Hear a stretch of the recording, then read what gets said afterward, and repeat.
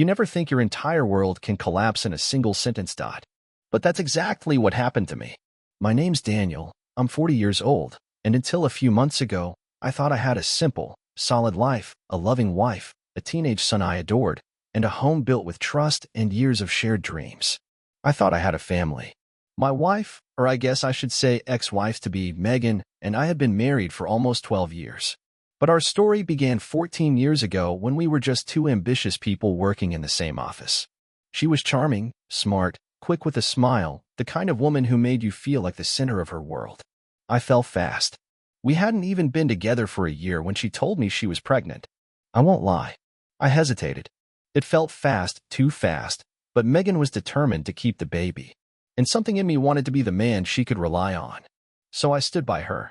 We moved in together, and when our son Johnny was born, it felt like my entire world narrowed down to that tiny face with dark eyes just like mine. From the moment I held him, there was never a single doubt in my heart. He was mine. No test, no suspicion. Just love. Over the years, Megan quit her job to stay at home and take care of Johnny. I worked hard to support us. Long hours, constant pressure, but I never minded. I believed in the life we were building. Johnny grew into a sharp, athletic, kind-hearted kid. We bonded over movies, weekend hikes, video games, you name it. He even looked like me. Dark hair, same stubborn eyebrows, same intense stare when he was trying to figure something out. I never had a reason to question a single thing. But everything changed 3 months ago. It started like any other ordinary evening. I walked into the house after work expecting dinner, maybe a story from Johnny about school, and a bit of downtime. Instead, Megan was waiting for me at the table, pale, silent, her hands clasped like she was holding herself together. Her words, "I need to tell you something. It's about Johnny, and about Nathan." Nathan, a name I hadn't heard in years. Her high school ex, the one she claimed was ancient history. She admitted she had been seeing him again, secretly. And not just recently. She had cheated with him during the earliest days of our relationship too. Back then, she told herself it was just a fling. She got pregnant right after. And even then, she already knew the truth. She had taken a paternity test back then. Johnny wasn't mine. But she never told me. Because, as she put it, you were so happy to be a dad. I didn't want to ruin that. She claimed it was for my sake. For the sake of our family. I remember standing there, barely hearing anything past the word, "not yours." My knees buckled. My ears rang. 14 years of memories, his first steps, bedtime stories, scraped knees, whispered, "I love yous," all began to blur. And yet, none of it felt fake. Because my love for Johnny had never been based on blood. It was real. But that didn't mean I wasn't furious. At her. At the betrayal. At the years she watched me raise a son under a lie. She didn't even stop there. She had the audacity to say she wanted to leave me for Nathan. Apparently, the guy finally got his life together, started some business, and now that he had money, Megan figured she didn't need me anymore. "It's not about stability now, it's about love," she said, like she was delivering a Hallmark moment instead of destroying 2 lives in one breath. She packed her things and left that night. But Johnny stayed. Because Megan didn't even have the decency to let me tell him. She had already told Johnny everything before I came home. So when I walked through that door, I found my son, the boy I had raised, sitting alone in the living room with tears on his face, knowing the only father he had ever known might not be his at all. We cried together. We held on to each other. I couldn't even imagine how confused he must have been. But in that moment, I knew one thing for sure. I was going to fight for him. Because regardless of biology, he was still my son. The next morning, I called a lawyer. I didn't care how long it would take, how messy it would get. I was done being blindsided. Megan had already detonated the family we built. I wasn't going to let her rob me of my son too. I filed for divorce that same day. No hesitation. No second thoughts. The terms? Simple. She gets nothing. No alimony. No settlement. She had been a stay-at-home mom for 14 years, and I was the one who funded that life. I provided everything. While she used me, lied to me, built a home with me knowing I wasn't Johnny's biological father. I was ready to be fair, but not generous. Especially not to someone who weaponized my trust. And just when I thought she couldn't stoop any lower, she filed for full custody. 3 weeks later, her lawyer submitted the petition.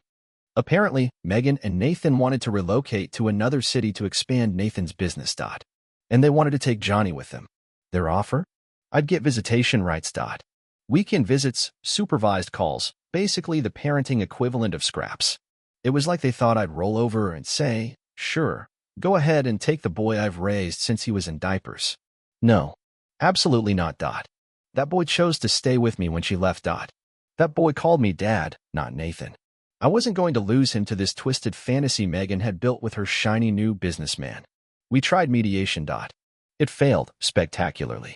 She claimed I was a workaholic, that I spent too much time in my office, that I never attended school events or cared about Johnny's studies. All lies, and ones I could easily disprove. But then they upped the ante. They tried to twist the narrative even further, said I was manipulating Johnny, that I was brainwashing him to hate his mother, that I was emotionally distant and unfit. Meanwhile, Johnny was caught in the middle. But I'll never forget the day we walked into family court, and my son, my brave, incredible son, stood up and spoke the truth. He told the court he wanted to live with me. That Megan and Nathan had been lying. That they had planned to make me look abusive, that he'd overheard them on the phone scheming with their lawyer the night before. They were going to say I yelled at him, hit him. Make me out to be a violent, dangerous man, just to win full custody. And Johnny, he wanted no part of it. He told the judge flat out that I had never laid a hand on him, that if anything, he felt used, like a pawn in some cruel revenge plan. The courtroom was stunned. Our lawyers started shouting. Megan buried her face in her hands like a child caught red-handed. And me, I just sat there, watching my son fight for me. He wasn't just my child by love, he was my child by choice too. And that meant more than DNA ever could. As we were leaving the courthouse that day, I thought the worst was behind us. But Megan wasn't done. Not even close. She caught up to us in the parking lot, grabbed Johnny by the arm, and started shaking him, screaming, accusing him of ruining her plans, demanding to know why he betrayed her. I snapped. I stepped between them and pushed her away, not violently, just enough to get her to let go. She stumbled back. My lawyer caught the whole thing on camera. It was chaos. Nathan came charging in, yelling about how Megan deserved to finally be happy. Megan screamed about how I had poisoned Johnny against her. She threatened to strip me of even visitation rights. I told her to unhand my son or I'd call the police. She said, "I'm his mother. I decide where he goes." And Johnny? He finally had enough. He shoved her. Hard. Not out of hate, but out of desperation. He's 14. He's strong. And in that moment, he just wanted to be free. He slammed the car door shut beside me while Megan screamed like we had assaulted her. But we left. And for the first time in weeks, I felt something close to peace. Until that night, when everything changed again. It was around 4 in the morning when the doorbell rang. At first, I thought I imagined it. Half asleep, half dreaming. But when I checked the camera feed on my phone, sure enough, someone had been at the door. Only now, they were gone. No car, no footsteps. Just a faint outline in the security footage, a figure dressed in black, hoodie up, face hidden. And on the doorstep, a single brown envelope. I opened the door, looked around. Nothing. Not a soul. Just that envelope, waiting like a ghost had left it. I picked it up, and when I saw what was inside, I swear my heart stopped. Paternity test results. New ones. And this time, they said Johnny was my biological son. I froze. Same lab as before. Same format. But the conclusion was completely different. The 3 earlier tests had all said the opposite. Megan had even shown me the results herself, claimed she'd had them done and verified. I had followed up and repeated them myself, and each time, they came back the same, negative. And now, suddenly positive? I was furious. Confused. Was someone trying to mess with my head the day before the final court hearing? I stayed up, pacing. Couldn't sleep. Couldn't sit still. Something didn't add up. If these new results were real, then, was Megan lying this entire time? Was Nathan involved? Had someone tampered with the results? Why? It made no sense. But it felt true. I always felt Johnny was mine, not just emotionally. He looked like me, walked like me, even thought like me. And now this envelope was telling me what I already felt in my gut. So I called my lawyer, woke him up. I didn't care. I told him everything, the anonymous envelope, the results, the weird delivery. He was stunned but immediately agreed. Tomorrow morning, we were going straight to the lab. But this time, we weren't coming quietly. The next morning, I walked in with Johnny and my lawyer. We didn't even need to ask. The moment we walked into that lab, a man, early 40s, nervous, wearing a clean white coat but with sweat already forming on his brow, pulled us aside. "I didn't think you'd actually come," he said. And then he confessed. He had been the one who delivered the envelope. He had falsified the first 3 test results, all of them, at Megan's request. Apparently, Megan and Nathan had tracked down the lab the court worked with, found this man, and bribed him to doctor the paternity reports. They figured once I saw the truth that Johnny wasn't mine, I'd back off. They could take Johnny, claim him as Nathan's, and live their fantasy life while I was left in the dust. But when I didn't back off, when I stayed and fought for Johnny, they paid the guy to fake it again. Twice more. It was all fraud. Every report I had ever seen. And now, the man who helped them was suddenly having a moral crisis. He told us he had heard what happened in court, how Johnny exposed the lies, how Megan tried to shake him, how everything unraveled. And apparently, Megan had told him their business plans were now delayed, which meant his promised payout was on hold. He realized she was never going to keep her word. And he wanted out. So he gave me the truth. Finally, my lawyer stood there, stunned. I was shaking with rage. I wanted to turn this man in. But I didn't. Not yet. Because now, I had something far more powerful than revenge. Proof. Proof that Megan had lied. Proof that Johnny was my son. And I knew exactly what I was going to do next. We didn't go straight to court. Not yet. I had something better in mind first. A personal moment. A confrontation I had earned. Before the divorce settlement meeting, I asked Megan to speak with me privately. Her eyes narrowed the moment I suggested it, but curiosity got the better of her. She followed me into a quiet hallway outside the courtroom, her heels clicking like a countdown. I handed her the new results. For a moment, she didn't move. Then she took the paper, unfolded it, and her entire face changed. Not panic. Not confusion. Recognition. She knew what this was. "Megan," I said, "you lied about Johnny. You falsified paternity results. You tried to erase me from his life." She started to stammer. "I didn't. This has to be fake." But I cut her off. "Don't insult me again." I spoke to the man from the lab. He told me everything. About the money. The business promises. The 3 separate times he doctored the reports. "It's over." I saw the moment she realized she'd lost. Her eyes dropped to the floor. Her hands started trembling. "I should call the cops," I said. "But I'm giving you one chance, one way out." I laid out my offer. Sign the divorce settlement. Walk away without a cent, and most importantly, sign away your parental rights. She stared at me like I'd slapped her. "You want me to give up my son?" she snapped. I didn't blink. "You already did. The second you chose to lie, to fake tests, to use him as leverage. You don't get to call yourself a mother after that." She argued. Of course she did. Claimed I was being cruel. That she still loved Johnny. That he needed his mother. But I stood firm. Because no child needs a parent who lies, manipulates, and uses them as a bargaining chip. I gave her one final warning. Either you walk away clean, or I expose you. In court. In public. With the lab tech's testimony. With everything. After nearly 10 minutes of resistance, she cracked. Tears. Sniffling. Claims of regret. But finally, she agreed. She signed the divorce settlement. She agreed to give up all rights to Johnny. And for the first time in weeks, maybe years, I felt like I could breathe again. In court that day, she looked like a ghost. Silent. Numb. The judge asked her if she understood what she was agreeing to. She nodded. No objections. Even her own lawyer seemed stunned. Everyone watched as she officially surrendered her parental rights. Johnny was mine. Legally. Permanently. The courtroom was quiet, but I could feel the shift. The air cleared. The tension released. As we left the courthouse, Johnny walked beside me. He wasn't smiling, not exactly, but he looked lighter, like a weight had lifted off his chest. "Is it really over?" he asked. I nodded. "For us? Yeah, it's over. Just me and my son now. Finally free from the lies." The ride home that day was quiet. Not awkward, just quiet in the way you are when your heart is finally allowed to rest. Johnny sat beside me, staring out the window, his fingers tapping a slow rhythm on the door. We didn't say much. We didn't have to. But when we got home, he turned to me and said, "Does this mean she's gone? For real?" I looked at him. My boy. The kid I raised through every scraped knee, every late-night fever, every school play and soccer game. "Yeah," I said softly. "She's gone." We didn't celebrate. There were no high fives or cheers. Because even though we'd won the battle, there was still loss tangled in the victory. Megan was his biological mother. And for 14 years, we were a family. No matter how messy the end was, that's not something you just erase. Johnny didn't talk about her much that week, but I could tell it was hitting him. He was sleeping a lot more, watching old family videos on his phone.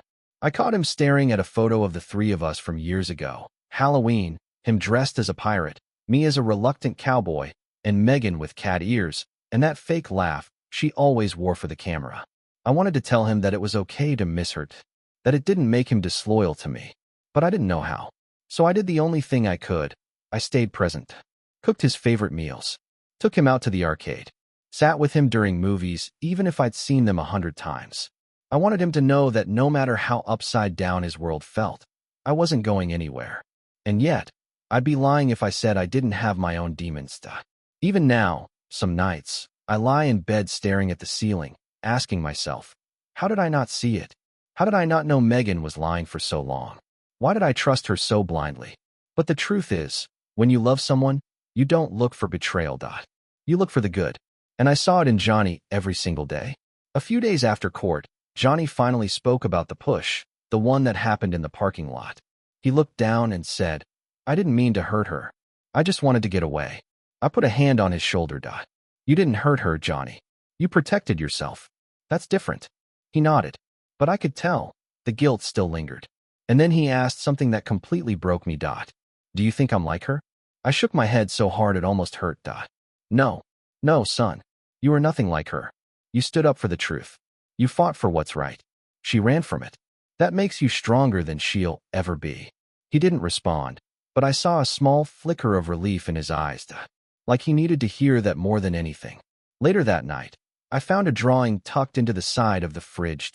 It was a sketch Johnny had done years ago, a kid's doodle, rough and messy. It showed 3 stick figures holding hands under a house. Me, Mom, Dad. I stared at it for a long time. Then I quietly moved it to the drawer, not to throw away, but because we were writing a new story now, one with just 2 characters. And for once, I was okay with that.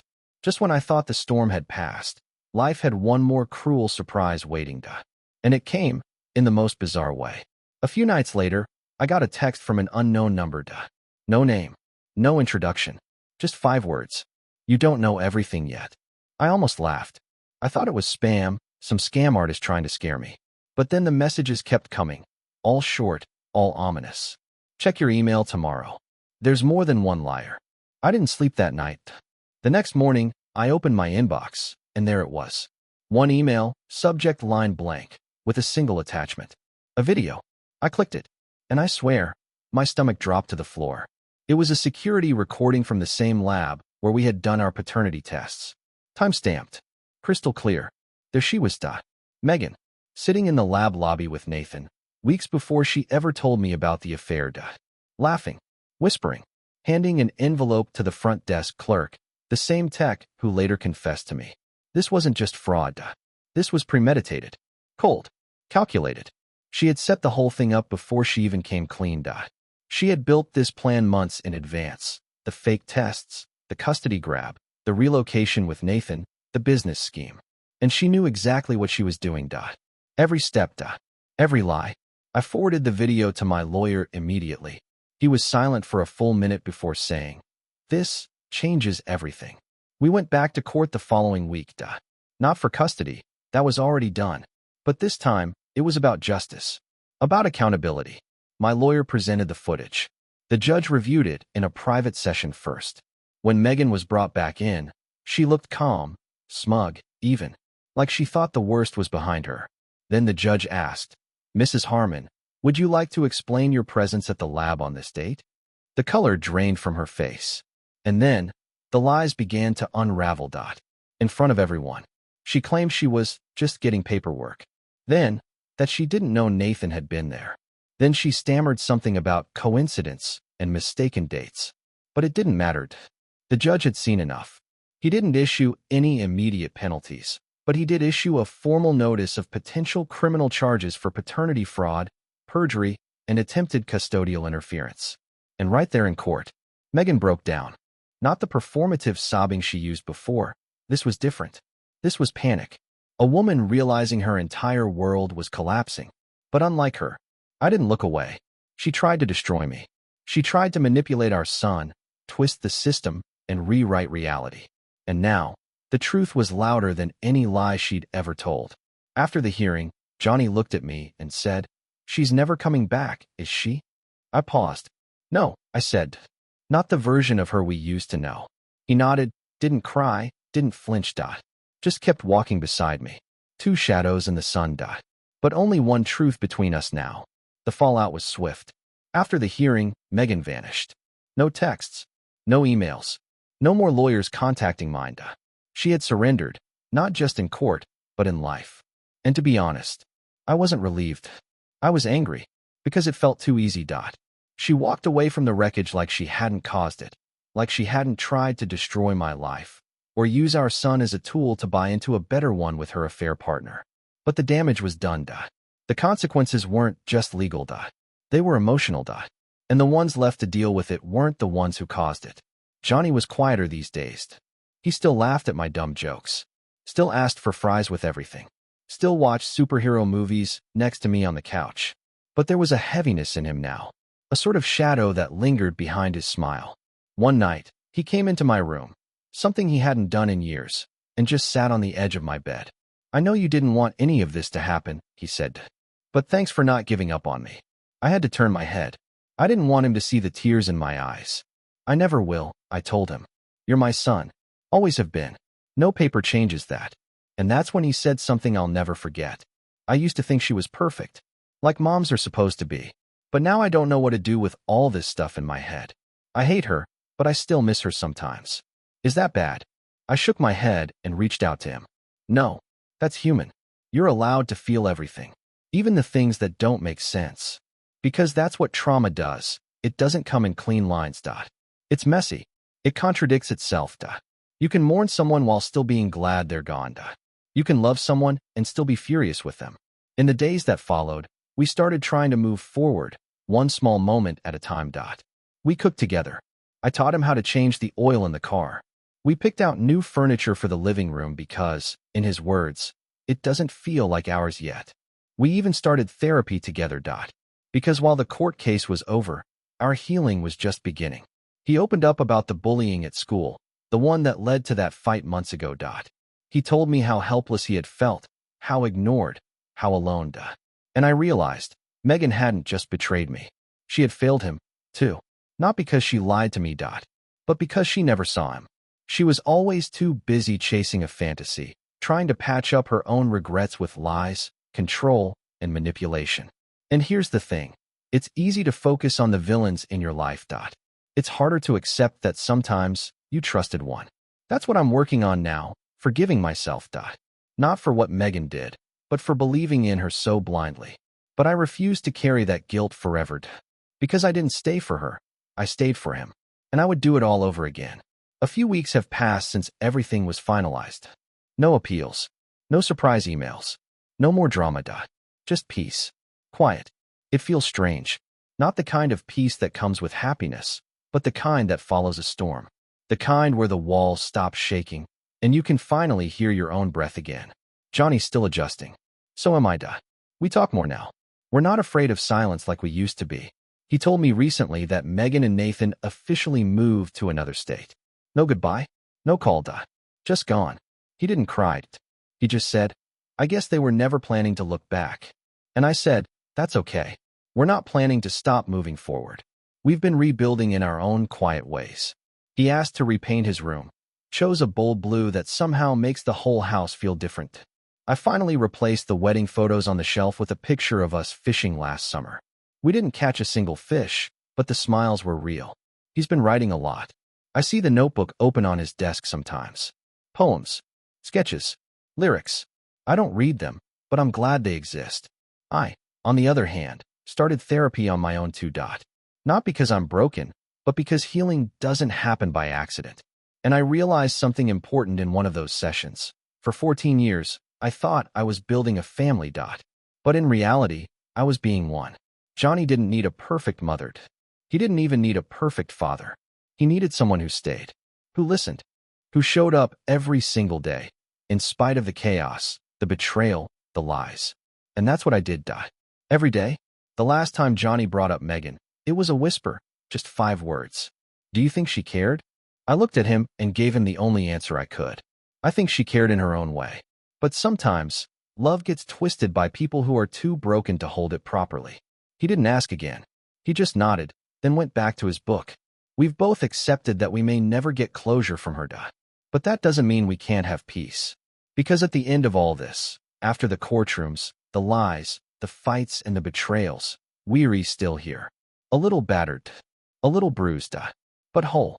So now it's just me and my son, standing on the edge of a new chapter. No more lies, no more fake tests, no more pretending. Just the two of us, and the unshakable truth that we're father and son, no matter what anyone says, no matter what any paper ever claimed. We survived her, and now we get to live together.